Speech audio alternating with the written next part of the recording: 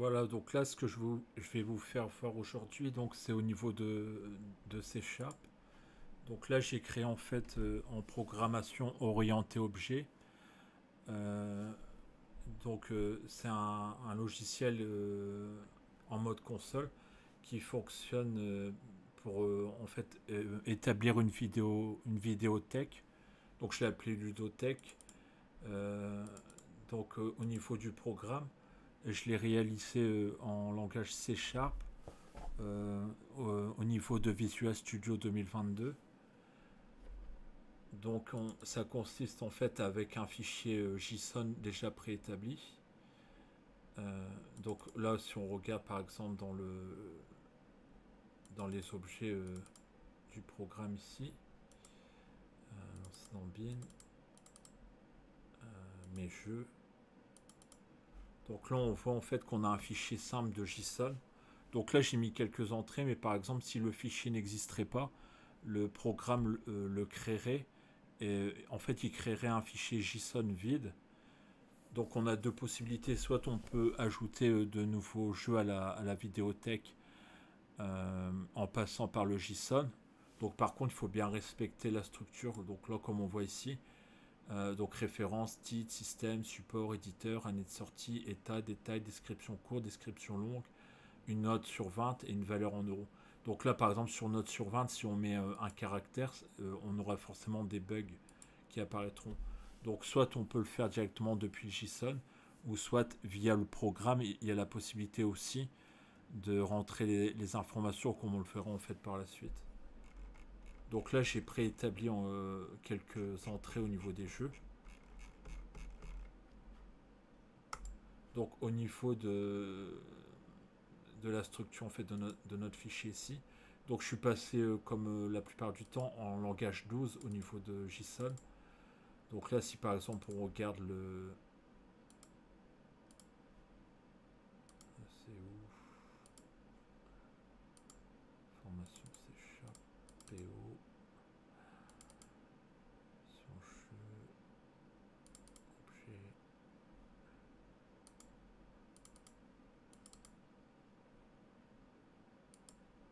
Oui, c'est ici. Donc ouvrir avec bloc-notes. Donc là, on voit en fait dans la langage version, ici je suis passé en langage 12 sur C Sharp. Parce qu'en fait, je vais utiliser des fonctions avancées comme link pour arriver via en fait une liste. En gros, ce qu'on va faire, c'est qu'on va récupérer des informations du JSON, les injecter dans une liste qui fera office en fait de programmation orientée objet, parce qu'on va établir en fait une liste de classes avec des propriétés définies. Donc la classe jeu vidéo, en fait, elle va correspondre à la classe à la structure de notre JSON. Donc si on ouvre en fait la solution ici, donc je suis parti en fait sur Visual Studio 2022 dans la version gratuite. Donc là, comme on peut le voir en fait sur la droite ici, on a trois classes. Donc une classe gestion jeu.cs. Donc à chaque fois, moi j'utilise des fichiers séparément pour éviter en fait de mettre tout le code en un seul bloc ici. Donc en gros, c'est un fichier égale une classe. Donc là, on a la classe principale qui contient le programme principal, et après les classes que j'ai rajoutées. Donc là, on va mettre toutes les fonctions dans mes jeux vidéo qui concernent la vidéothèque. Et ici, en fait, la gestion jeu, c'est ce qui permet en fait les entrées-sorties au niveau du fichier JSON.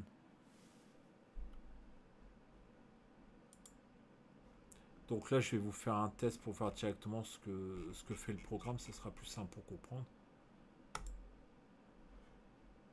Je vais zoomer pour que vous puissiez bien voir. Donc là, en gros, au démarrage du programme, on met un fichier, un message de bienvenue. Et au bout de quelques secondes, en fait, on arrive à ce menu principal qui caractérise la ludothèque. Donc je l'ai appelé ludothèque, mais en fait, c'est une vidéothèque ou une jeu vidéothèque. Donc en premier, en fait, on voit dans le menu, on a la possibilité en tapant 1 de visionner en fait la ludothèque par défaut du JSON. Donc là, tous les jeux vont apparaître en fonction de ce qu'on a marqué dans le JSON. Donc du plus ancien au plus récent. Donc là, par exemple, si je choisis 1, donc là, vous voyez, il met bien un message comme quoi on a choisi la fonction 1 et au bout de quelques secondes, il lance le fichier. Donc là, vous trouverez ici l'ensemble de votre ludothèque dans l'ordre de votre fichier JSON, donc comme le stipulant en fait dans le menu. Donc là, on voit bien, on a une présentation ici, donc qui référence en fait tous les jeux qu'on a indiqués dans le JSON, qu'ils ont été injectés soit directement, soit via le programme. Donc là, on peut juste les lister, les lire, mais on ne peut pas les modifier. Par contre, il y a des fonctions dans le menu qui nous donneront la possibilité de lister avec plus de précision, de modifier, de supprimer, de rajouter des nouvelles entrées. Donc là, comme le stipule en fait le programme, si on appuie sur n'importe quelle touche du clavier, on revient au menu principal. Donc là, par exemple, on va tester le deuxième choix. Donc visualiser la vidéothèque en mettant un critère de tri. Donc les critères de tri, en fait, c'est... On va lancer... Hop. Donc c'est la possibilité en fait de filtrer. Donc par exemple, si on met une référence, on va filtrer par référence. Donc on a la possibilité, en choisissant la référence, d'ordonner dans l'ordre croissant ou décroissant par rapport à la table référence. Donc c'est pas vraiment en fait un listing, c'est plus un critère de tri ici. Par contre, j'ai fait aussi le listing avec fonction de tri avancée. Donc là, par exemple, on va trier tous les jeux par référence dans l'ordre croissant. Donc en premier, il y aura les chiffres, donc de 0 à 9. Et après, il passera à l'alphabet. Voilà. Donc là, on voit qu'il a tout classé en fait par référence.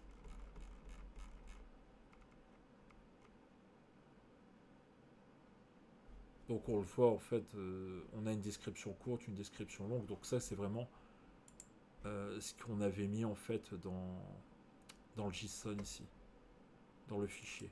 Donc le fichier, par contre, si on supprime, le logiciel va recréer un fichier vierge, on n'aura plus accès à ce qu'on avait mis avant, quoi. Donc là maintenant on va tester la fonction 3, donc visualiser la ludothèque en mettant un ou plusieurs filtres ainsi qu'un critère de tri.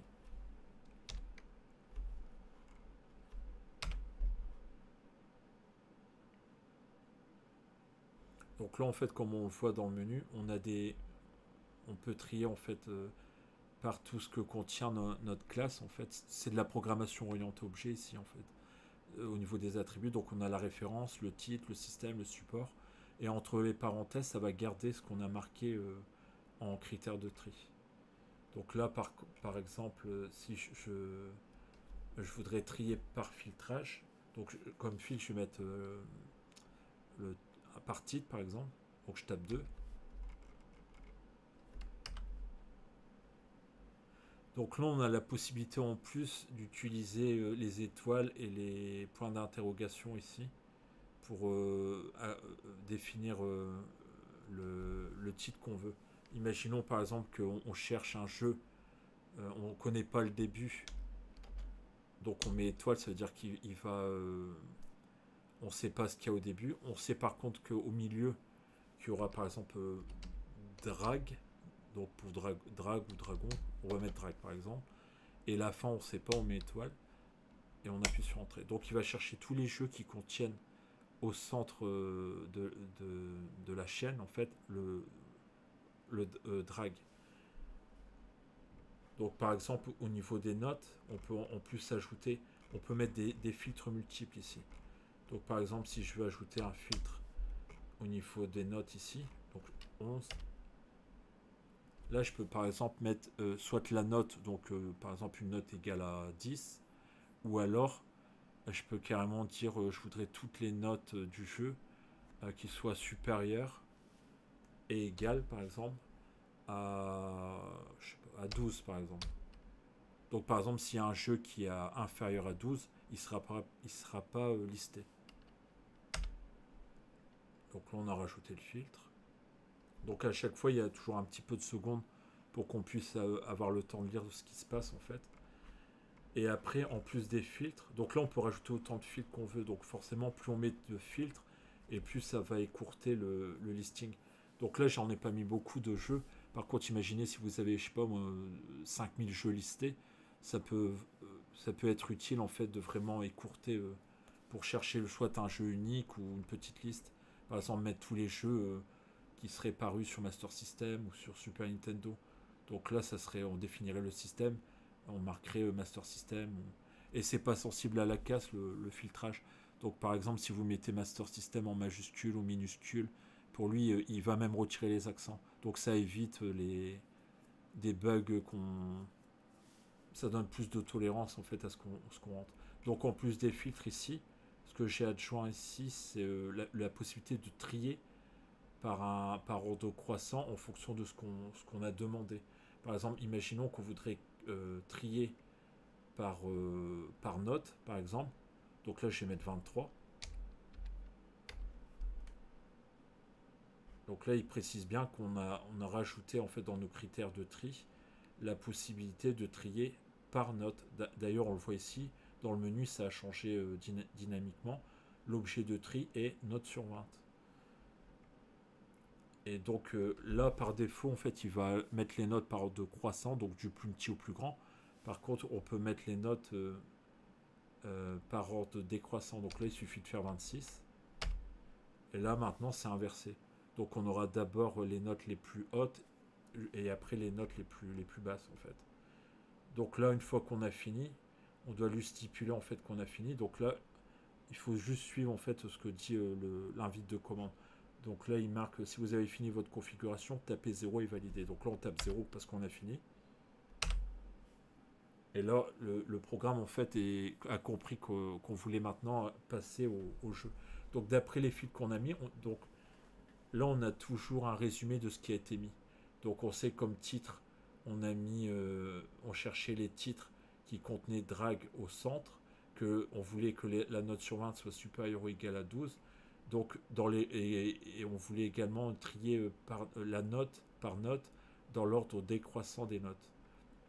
Donc là, on a deux jeux qui correspondent aux critères. Donc à chaque fois, il les liste. Donc jeu numéro 1, jeu numéro 2. Et donc là, on voit qu'effectivement, Double Dragon contient bien drag dans son nom. Et sa note est bien supérieure ou égale à 12, puisque je lui avais mis une note de 17.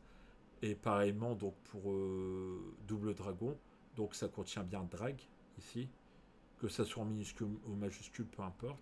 Et sa note, comme elle est supérieure à 15, il l'a mis aussi. Donc là, si on aurait une note par exemple à 10, il n'aurait pas pris en considération.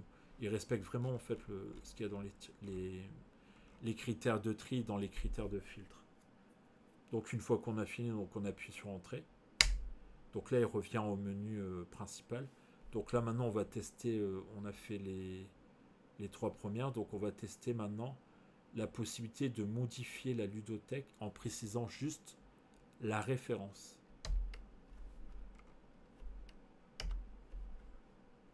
Donc là, comme on va le voir dans la possibilité de modifier la référence, en gros, on va cibler les jeux qu'on veut modifier des critères. Par contre, il est possible de cibler plusieurs jeux. Comme là, en fait, on a une sorte de wildcard ici, avec des points d'interrogation et des étoiles. Donc, point d'interrogation pour un caractère et étoile pour une liste de caractères, donc une chaîne en gros. Donc, par exemple, si on regarde notre fichier JSON ici, on voit que pour référence, on a plusieurs références qui commencent par DD. Donc ce qu'on va faire, on va chercher toutes les références qui commencent par DD. Et après, on va rajouter une étoile. Donc ça veut dire, donc on cherche les références qui commencent par DD. Et on ne précise pas la fin, donc on met étoile. Par contre, si on ne met pas étoile ici, il va comprendre qu'on cherche une référence qui s'appelle DD. Donc on n'aura rien en fait. Comme il n'y a aucune référence qui a DD dessus. Mais si on met des étoiles, ça veut dire DD plus ce qui vient après DD. Si par exemple on aurait voulu chercher tout ce qui vient à la fin de DD, on aurait mis étoile DD. Donc ça veut dire tout ce qu'on ne connaît pas avant, mais que la fin c'est DD en référence. Donc là nous on voulait l'inverse, donc on met étoile et on valide. Donc là on a deux jeux en fait qui correspondent à ça. à modifier. Donc, soit on met 3 qu'on ne veut pas modifier aucun jeu. Et si par exemple on voudrait modifier par exemple Super Double Dragon, donc on choisirait 2. Donc comme on le voit en fait ça commence bien par des dés avec une suite de caractères à la fin. Voilà, donc là il nous donne la possibilité de modifier le jeu. Donc il nous met un résumé il nous répertorie tout ce qu'il y avait en fait dans ce jeu en question au niveau de la base JSON. Donc si on met non par exemple il va pas modifier. Par contre si on dit oui c'est bien le jeu qu'on veut modifier. Là on va avoir la possibilité de modifier par titre, par système, par support, par éditeur, par année de sortie. Donc imaginons par exemple qu'on voudrait modifier l'année de sortie. Donc c'est bien 90, mais admettons que je voudrais modifier, mettre 91. Je vais mettre 5. Et là je vais mettre 1991. Voilà. Et donc là en fait il l'a modifié dans le programme, il l'a pas modifié dans le fichier JSON. Pour qu'il puisse le modifier dans le fichier JSON, il faut faire 12. Lui stipulant en fait qu'on a fini toutes les modifications. Donc là, il précise à chaque fois les modifications qui ont été faites. Donc là, on n'a rien modifié sauf l'année de sortie. Donc on voit bien qu'on est passé l'année de sortie à 91. Et après, on a un message, voulez-vous mettre à jour ce fichier avec vos nouvelles valeurs. Donc là, ce qui est bien au niveau de... On a une vérification qui est faite. Si par exemple, on se serait trompé, que finalement, ça ne serait pas 91, on a toujours la possibilité d'ignorer les modifications qu'on a faites. Par contre, là, si on met 8, il va bien modifier le fichier qu'on a mis. Hop. Donc le JSON là, a bien été mis à jour, la base. Donc là, on revient sur le programme principal. Donc ce qu'on va faire, on va vérifier. Donc c'était Double Dragon, je crois qu'on avait modifié, qu'on avait mis 91. Donc là, c'est normal qu'il ait laissé, parce que je l'avais laissé le fichier. Par contre, si on le ferme et qu'on rouvre à nouveau le fichier, normalement, si tout fonctionne bien, il a dû modifier le fichier JSON par le programme directement. Donc mes jeux ici. Paf. Donc là, si on cherche Double Dragon. Donc là, j'en ai pas mis beaucoup, ça aide pour tester. Donc c'était pas Double Dragon qu'on a modifié, c'était Super Double Dragon. Donc on voit bien que l'année de sortie ici, elle était de 90 avant, et on est passé de 90 à 91. Donc là, par exemple, si je le force manuellement, parce qu'en fait, la vraie date de Super Double Dragon, c'est bien sorti en 1290, je peux le faire également comme ça et enregistrer. Les deux fonctionnent. Par contre, si on modifie directement le fichier JSON, il faut veiller à ne pas faire d'erreur. Bien respecter la structure de la classe, en fait. Si les attributs du JSON ils correspondent pas aux attributs de notre classe, que ça soit au niveau du typage, ou ça marchera pas, en fait. Et il faut bien aussi respecter la syntaxe ici. Donc, en gros, en fait, on met une virgule, on met des guillemets ici, avec une virgule quand on n'a pas fini, qu'il y a encore un élément. Et quand on a fini, que c'est le dernier élément, on met juste ici des guillemets, des accolades, mais on ne met pas la virgule à la fin ici. Donc, il faut bien respecter la structure, accolade, virgule, et à la fin, on ne met pas de virgule quand c'est le dernier. Et tout doit être contenu entre crochets. Donc ça fait comprendre en fait au C# qu'on a bien respecté la structure de JSON. Donc là, si j'enregistre et qu'on passe par le programme ici, ce qui va se passer, si on visualise, il va remettre 90 comme on l'a changé manuellement en fait dans le JSON. Donc là, on a testé la possibilité de modifier la ludothèque en précisant sa référence. Maintenant, on va tester la fonction 5, donc modifier une ludothèque en ciblant plusieurs éléments. Donc là, c'est encore un ciblage encore plus précis. Là, c'est pas que par la référence, c'est par n'importe quel élément en fait. Parce que imaginons par exemple qu'on ne connaîtrait pas la référence, on saurait le titre mais pas la référence. Donc là, on va partir du fait qu'on choisit titre comme ciblage. Donc toujours pareil avec les étoiles et les points d'interrogation. Donc imaginons qu'on voudrait modifier. Donc là, je vais rechercher mon fichier. On voudrait modifier, par exemple, tout ce qui contiendrait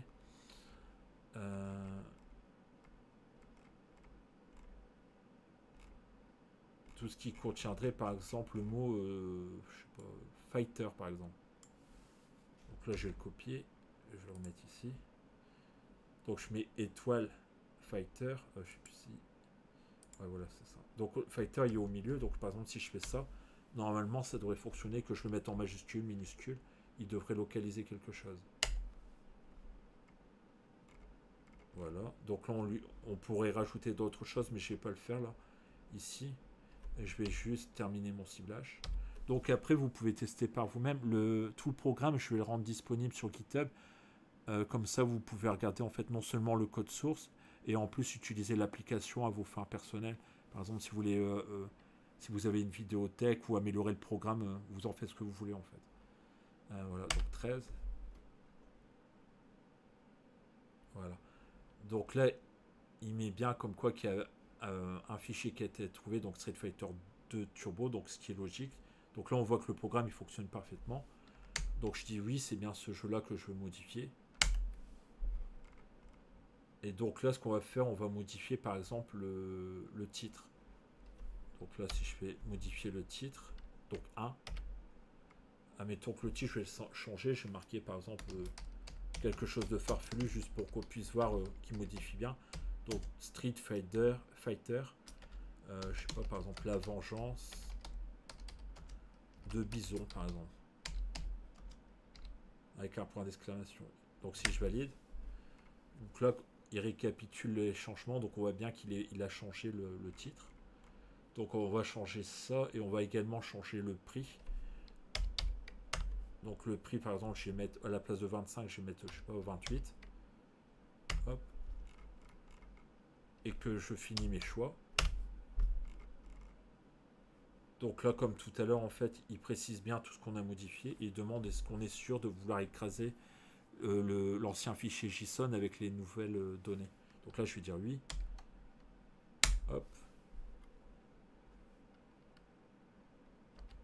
Et donc là, une fois qu'on fait valider, on revient au programme principal. Donc on va vérifier ce qu'il a bien changé. Donc là, on est sur le fichier qui était déjà ouvert. Donc on voit que là, c'est l'ancienne valeur. Donc normalement, si je le ferme et que je rouvre le fichier, il devrait avoir changé avec la vengeance de Bison. C'est où? Hop, hop, hop, hop. Voilà. Donc là, on voit que le titre a bien été changé de façon dynamique. On a bien titre Street Fighter, la vengeance de Bison. Donc on voit que ça marche parfaitement. Donc là, par contre, je vais remettre comme c'était avant. Donc c'était Street Fighter 2, je crois. Non, c'était Super Street Fighter 2, je l'avais écrit ici. Je vais juste faire un copier-coller. Ah, c'était la version turbo aussi. CTRL C. Titre. CTRL V. Voilà, enregistré.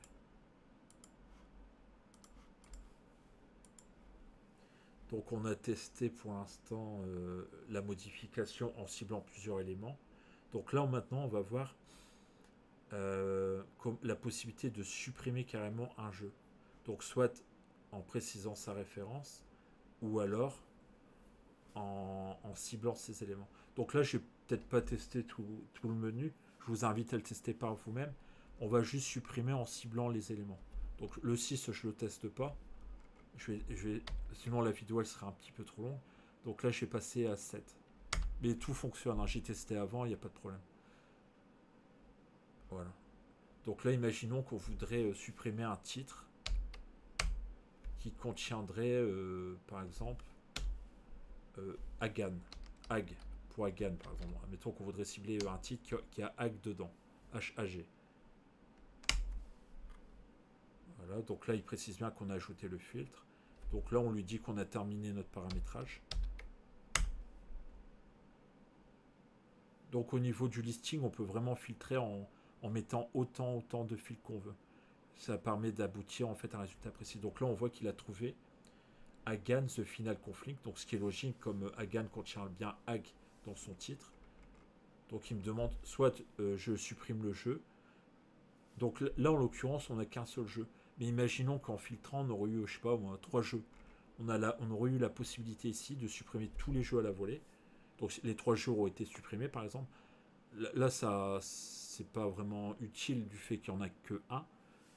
Mais si on aurait eu plusieurs, on aurait supprimé les trois direct. Et si on lui demande de supprimer à travers une liste, donc là on aurait eu la possibilité, par exemple, s'il y aurait eu trois choix possibles, de supprimer le jeu dans la liste des 3 ou des 10 ou comme vous voulez. Donc là je vais dire supprimer tous les jeux de cette liste, comme il y en a.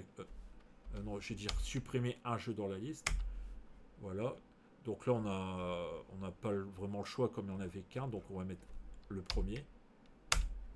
Êtes-vous certain de vouloir supprimer Hagan? Donc là on voit qu'il identifie bien ce qu'on veut supprimer hein, ici.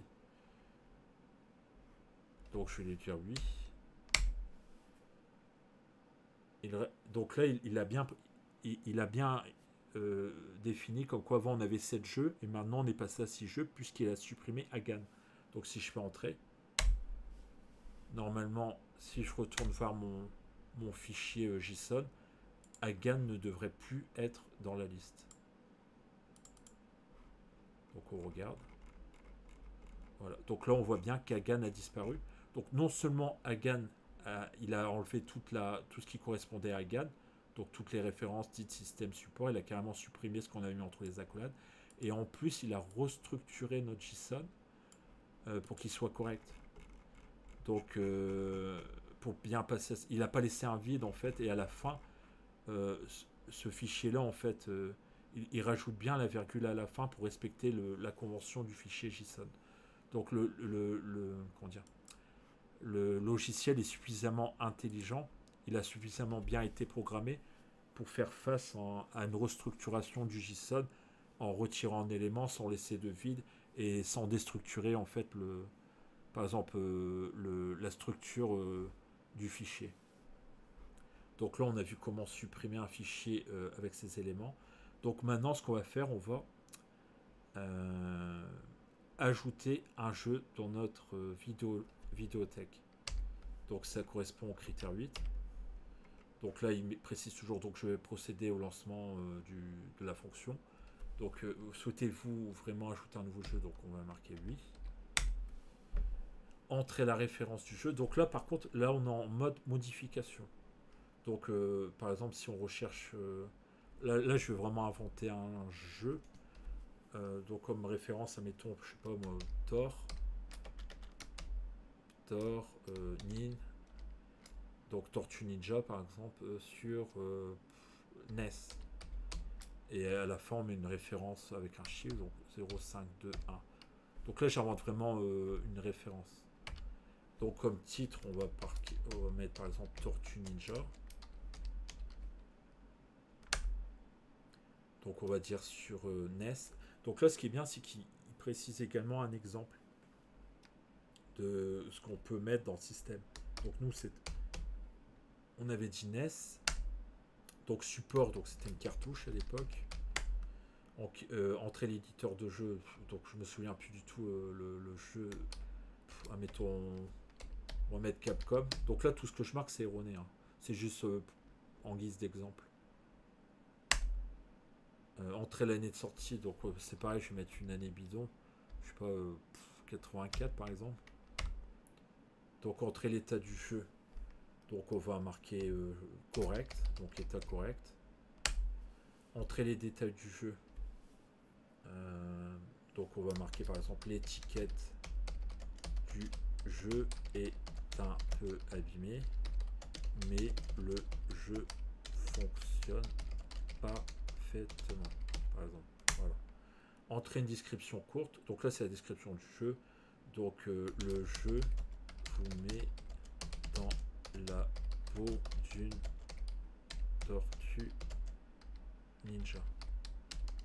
Donc là c'est vraiment en guise d'exemple, après je vais le retirer. C'est juste pour que vous voyez comment il fonctionne le programme. Donc en description longue, ceci est une description longue. Voilà.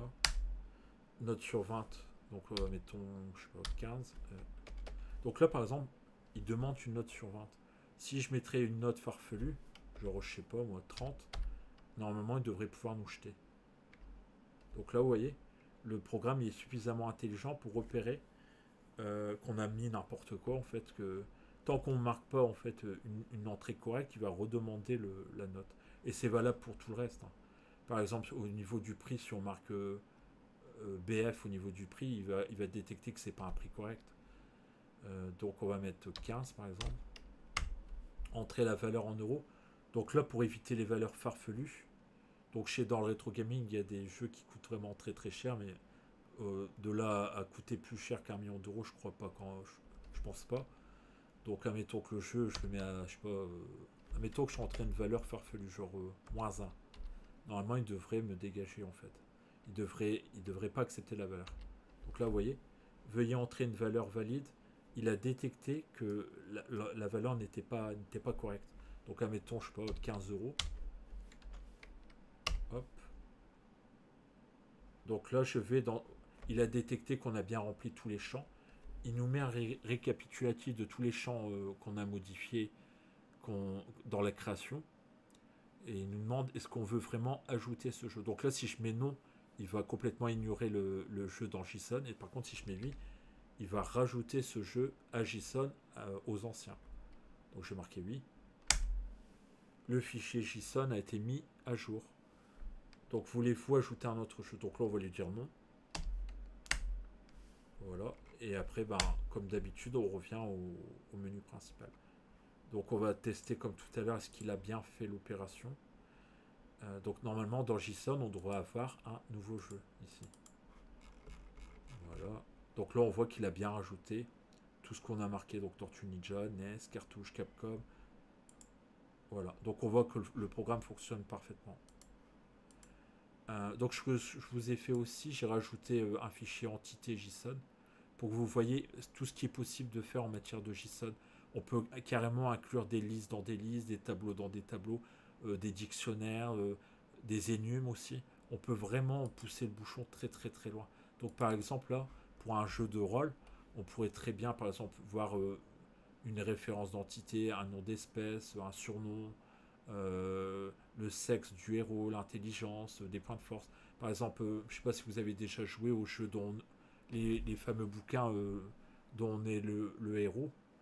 Et ben, on pourrait créer par exemple un jeu qui s'inspirait en fait de ça avec des textes et puis on aurait des combats entre des héros puis faire évoluer tout ce qui est statistique.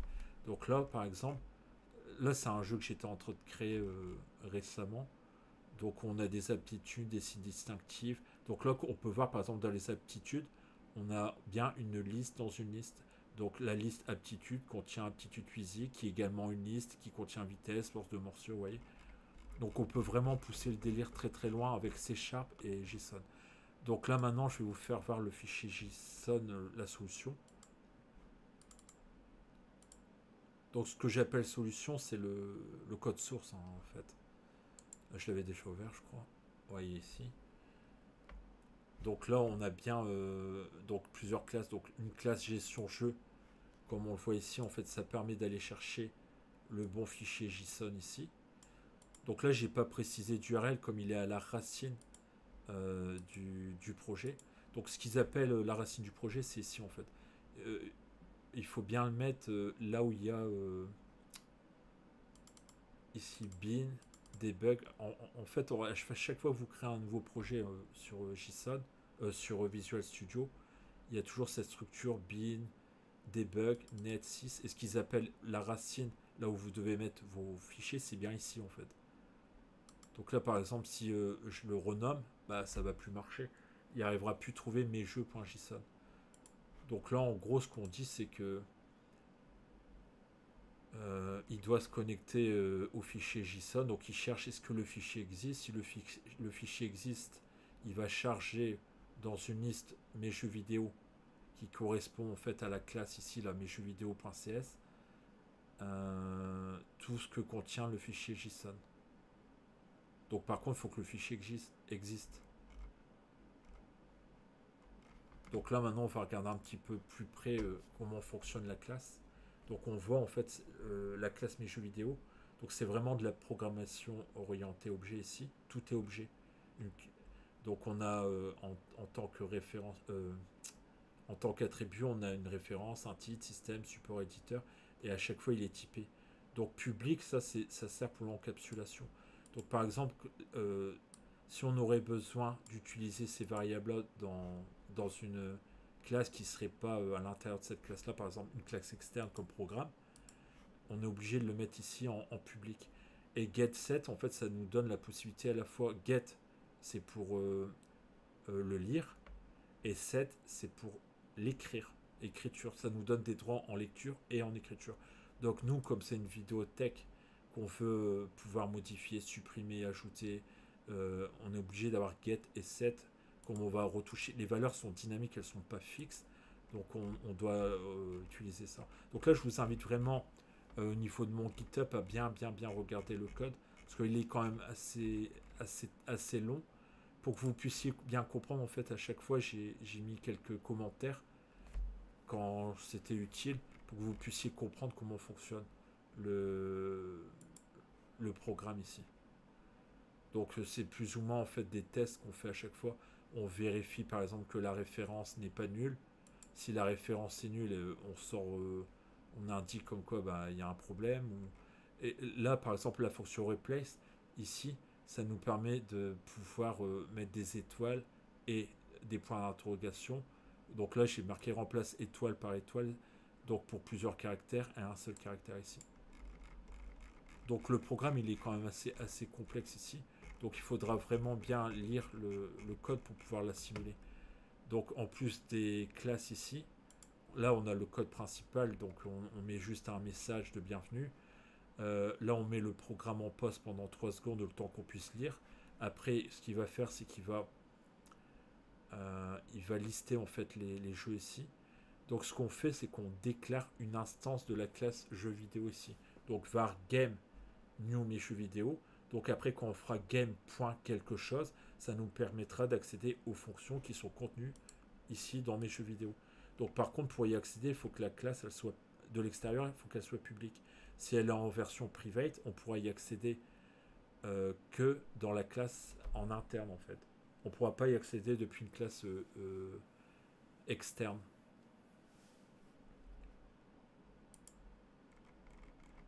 Donc dans l'encapsulation, en fait, vous avez le choix entre public pour le lire depuis n'importe quelle classe, private pour le lire que dans la classe où vous êtes, interne, et après on a protected. Ça fait l'objet en fait de l'héritage. Donc ça veut dire une classe par exemple qui hériterait d'une autre. Si vous le mettez en protected, elle pourra se servir des classes par rapport à l'héritage. Par contre, si on l'a mis en private, elle ne pourra pas. Donc en gros, protected, ça sert vraiment en cas d'héritage. Si vous n'utilisez pas d'héritage, c'est pas la peine de la préciser ici. Donc try ici, en fait, ce qui se passe, c'est qu'on teste. On teste si tout est bon.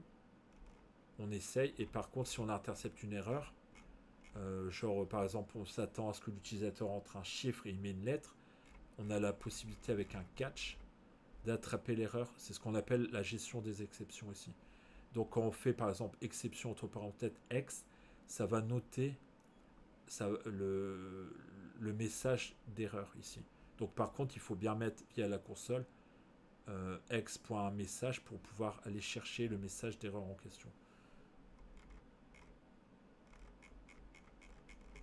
Donc le programme il est relativement bien conçu, vous devriez facilement le comprendre.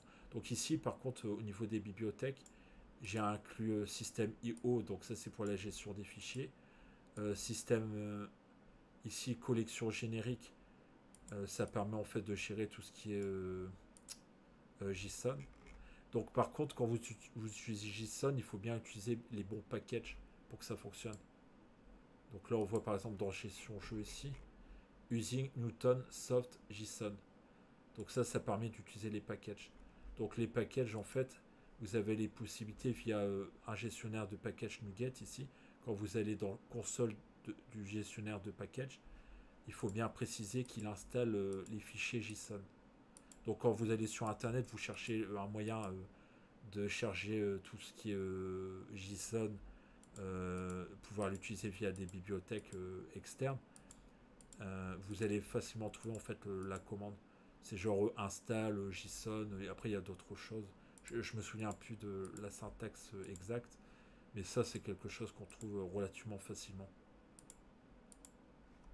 Donc là, comme vous voyez, le programme fonctionne parfaitement. Je vais le mettre via mon GitHub. Donc je vous invite, en consultant mes liens via GitHub, à repérer. Donc le projet, je vais l'appeler POO Ludothèque. Je vais l'appeler. Bah, j'aurais pu mettre Vidéothèque, mais peu importe. Donc quand vous allez sur mon GitHub, que vous cherchez le projet POO Ludothèque, vous aurez accès à tous les fichiers pour pouvoir tester le programme personnellement. Par contre, vous ne pouvez pas l'utiliser commercialement. Comme c'est moi qui l'ai créé de A à Z, ça serait pas correct en fait. Mais si vous voulez l'utiliser personnellement, si vous avez des jeux, vous pouvez l'utiliser, ou mieux en fait, vous pouvez utiliser mon code et l'améliorer pour faire vos propres créations. Donc le but, c'est vraiment de faire voir ce que j'arrive à faire en C# pour pouvoir promouvoir mon travail. Et en plus, si ça peut être utile à des personnes qui voudraient installer une vidéothèque ou comprendre un peu mieux C# pour pouvoir créer leurs propres applications, ça peut être un bon début. Voilà.